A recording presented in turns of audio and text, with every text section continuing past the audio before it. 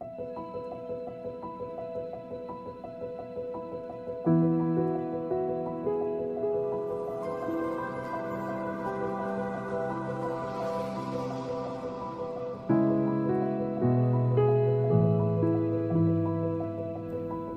kita yang memperoleh panggilan dari Tuhan dan meresponinya dengan menerima Kristus sebagai Tuhan dan Juru Selamat, maka kita akan diberikan hak untuk menjadi anak-anaknya dan menjadi miliknya. Kamu juga termasuk di antara mereka, kamu yang telah dipanggil menjadi milik Kristus. Roma 1 ayat 6. Kita dapat mendengar suara Tuhan ketika kita menjadi miliknya melalui keselamatan di dalam Yesus Kristus. Yesus berkata, "Domba-dombaku mendengarkan suaraku, dan aku mengenal mereka, dan mereka mengikut aku." Yohanes 10 ayat 27.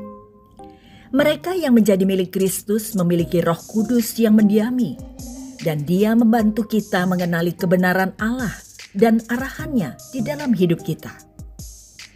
Semakin kita dewasa di dalam iman, maka kemampuan mendengarkan suara Tuhan secara akurat harusnya semakin bertumbuh.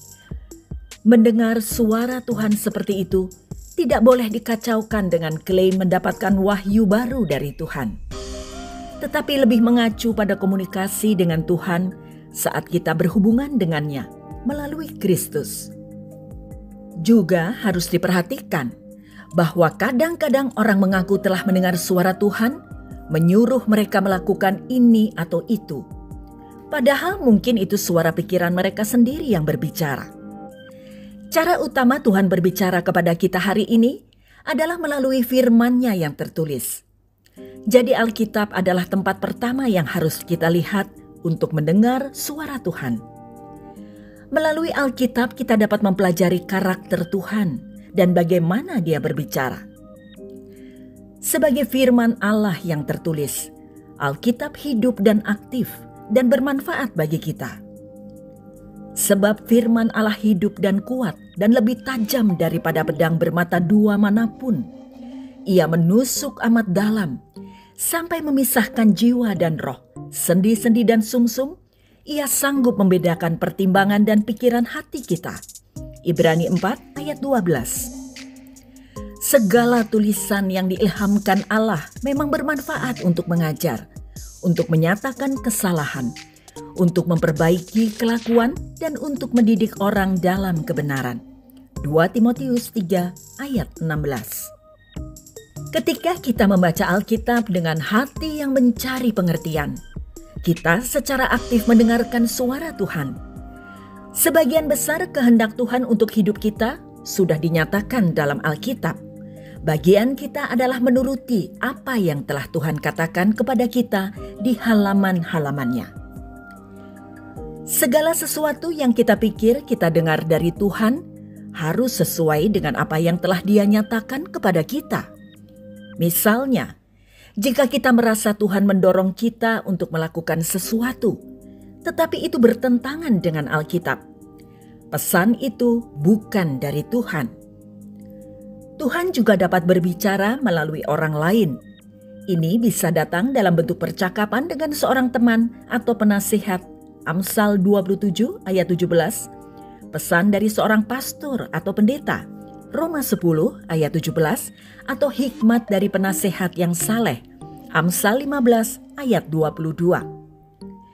Mendengar suara Tuhan melalui orang lain dapat membantu kita untuk menafsirkan Alkitab, membantu kita melihat hal-hal yang sebelumnya kita buta, termasuk area tersembunyi dari kebanggaan kita sendiri atau motivasi mementingkan diri sendiri. Cara lain untuk mendengar suara Tuhan adalah melalui doa. Ini menuntut kita untuk menenangkan hati kita, sehingga kita dapat mendengar apa yang Dia katakan dan juga cukup sabar untuk menunggu Dia. Seringkali kita mengira bahwa setiap kali Tuhan berbicara, itu akan menjadi peristiwa yang dahsyat atau dramatis. Akan tetapi, Tuhan jarang muncul dengan cara atau di tempat yang diharapkan. Tuhan mengunjungi Nabi Elia ketika dia bersembunyi di sebuah gua. Tuhan berfirman, "Keluarlah dan berdiri di atas gunung itu di hadapan Tuhan.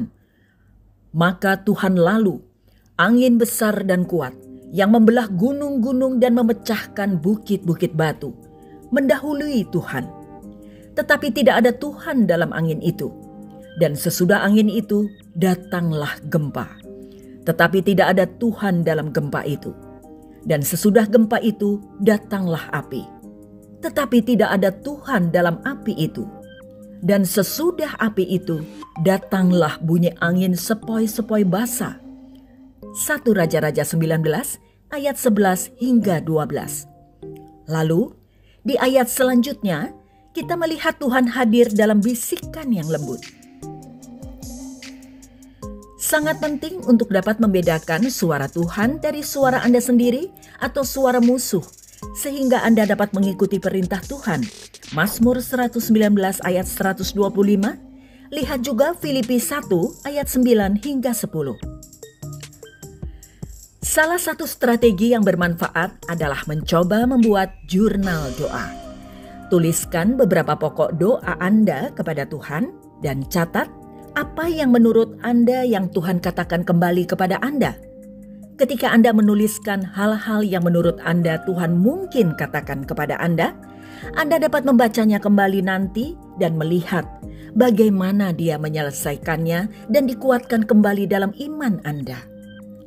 Setiap kali Tuhan berbicara kepada kita, itu harus selalu sesuai dengan firman Tuhan. Pengetahuan tentang firman dan kearifan membantu kita untuk belajar lebih baik bagaimana mendengar dan mengenali suara Tuhan. Meskipun kita mungkin tergoda untuk berpikir bahwa kita membutuhkan firman Tuhan yang spesifik untuk suatu keputusan dalam hidup kita. Namun seringkali kita tidak membutuhkannya. Bahkan itu bisa menjadi alasan bagi sebagian orang untuk tetap stagnan atau membuat keputusan yang tidak bijaksana, yakni menunggu Tuhan. Padahal sebenarnya mereka hanya menolak untuk menuruti apa yang telah Tuhan perintahkan atau ragu-ragu karena takut. Sementara kita tentu harus berdoa untuk keputusan penting dan seringkali perlu menunggu petunjuk Tuhan. Ada banyak waktu lain di mana kita telah diberi arahan yang kita butuhkan dan kita hanya perlu bergerak maju. Tuhan telah memberi kita banyak petunjuk yang jelas dalam firman-Nya. Dan ini memberikan bimbingan dalam banyak keputusan yang kita buat setiap hari.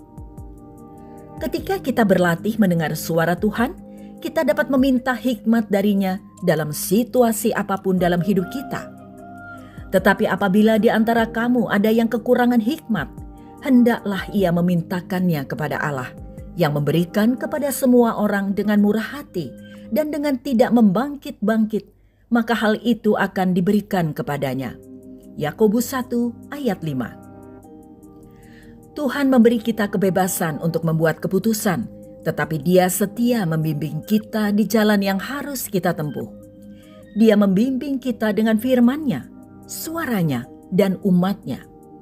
Kita dapat percaya bahwa saat kita berlatih mendengarkan dan menghabiskan waktu dalam firman-Nya, kita akan dapat mengenali suaranya.